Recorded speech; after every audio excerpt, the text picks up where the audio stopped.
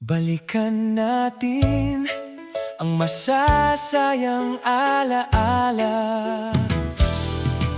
noong tayo'y mga bata pa.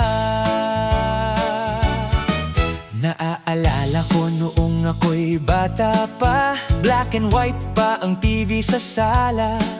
Buong pamilya sabay nanonood, pati kapitbahay kasamang nakikipanood. Simpleng buhay, walang iniintindi, tawa at kwento ang laging katabi. Walang gadget, walang pagmamadali, bawat sandali ay puno ng ngiti.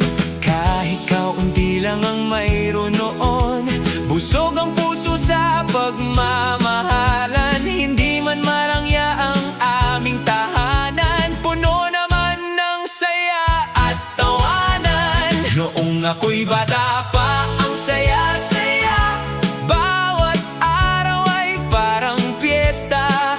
Sa pagkainan, sama-sama, si tatay sa kabisera, si nanay ang bida.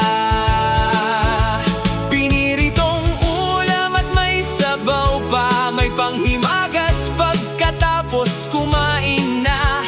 Si ate naghuhugas ng pinggan at ako'y takbo agad sa palaruan.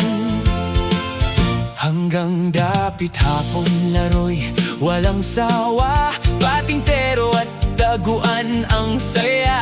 Pag-uwi sa bahay, sasabihin ni nanay, kakain na mga anak hanggat mainit pa.